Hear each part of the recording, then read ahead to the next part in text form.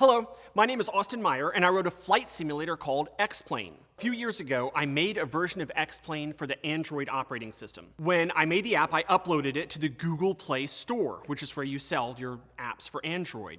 Right after I did that, I got a call from a lawyer. I was being sued for patent infringement because I had used the Google Play Store. I had to know, who on earth was suing me? Turns out it was a company called Unilock. Now, Unilock has nothing to do with Google, nothing to do with the Google Play Store, and in fact, as it turns out, as far as I can tell, has never created any goods or services at all, but instead just files lawsuits against people claiming to own the patent on whatever they're doing at the time. I hired a lawyer to defend myself, and I just pressed her with the question, who are these people? Where are they located? Give me something I can see about who's suing me at least. This was her response. Unilock USA in the past has been set up at Jim's law office. That is always the place of business. Jim's law office. Jim in this case is James Etheridge, one of the lawyers that was suing me. There's another interesting name on the lawsuit, Johnny Ward. Johnny Ward's dad was a federal judge in the same district of Eastern Texas that took these patent trolling cases. So I was being sued by a lawyer claiming to represent a business that actually only existed in the lawyer's own office. And he was being helped by another lawyer whose dad was the judge that hears these cases. About the time I was starting to figure this out, Unilock sent me a settlement offer. They said they would drop the lawsuit against me if I just gave them $50,000. And then it got a little worse. The next thing I learned is when patent trolls sue you, they always want two things. First, the money. Secondly, your silence. You have to sign a non-disclosure agreement where you promise to never tell anyone what happened to you. Well, instead of giving them $50,000 in my silence, I hired a film crew, went on a road trip, and made a documentary movie. The movie is called The Patent Scam. And today, I'm going to show you a few little bits of information that didn't make it into the final movie. So one of the people I met was someone by the name of Kate Derrickson. Kate started a company called Ditto. Okay, so here's what Ditto does. You sit in front of your computer, the camera on your computer gets like an image of your face, and then it draws a virtual, imaginary image of glasses on your face so you can try on all sorts of different styles of glasses without ever having to leave your home. Well, shortly after Kate released this technology that she developed, 1-800-CONTACTS, doing business as glasses.com, went out and purchased a patent that vaguely described the idea of putting glasses on in front of a computer, imaginary glasses. Once 1-800-CONTACTS had that patent, they proceeded to sue Kate to put her out of business. This is the lawsuit.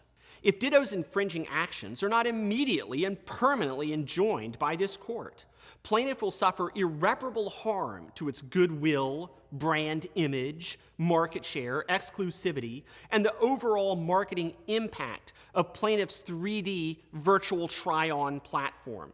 Monetary damages alone will be insufficient to fully redress this harm.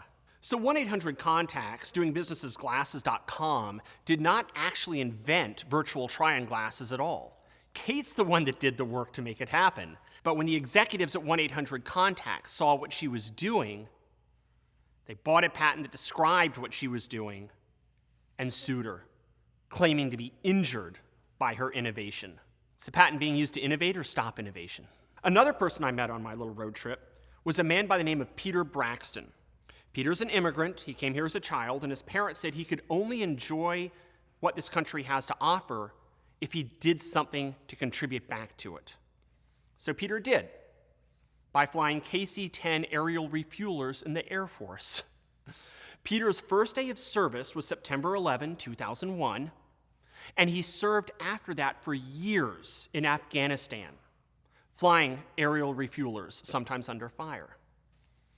When Peter eventually got out of the military, he decided to start a business selling an app. He came up with a cool little app called Jump Rope. And what it did is it let you get VIP entrance to clubs and concerts and stuff like that. He put the app out there, it started to work, and then, as I think you can guess, he was sued for patent infringement. The person suing him, a guy by the name of Hugh McNally, represented by a lawyer named Jeffrey Baker. Jump Rope, through its website and smartphone applications, offers for sale and sells ticket options for access to venues. So Peter was selling access to venues. And for that reason, Hugh McNally, in his mind, had a right to sue him, because Hugh just owned that idea. How does Hugh justify this? Hello? Yeah, Hugh McNally, please.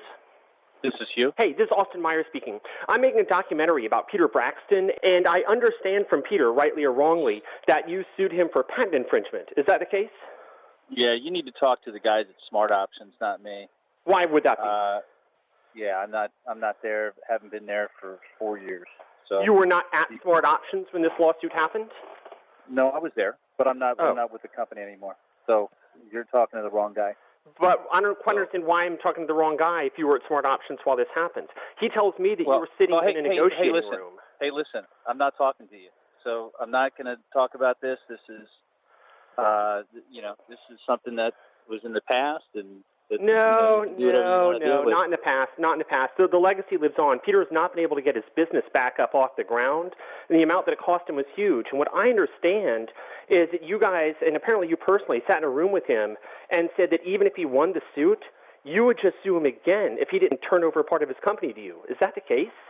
You guys should, if you want to talk about this case, you should talk to David Brown, the attorney at for Smart Options.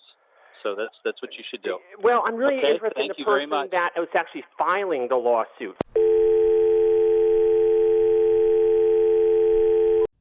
So this is how the United States patent system actually works. The movie I made that exposes the whole thing is called The Patent Scam. You can see it at these links.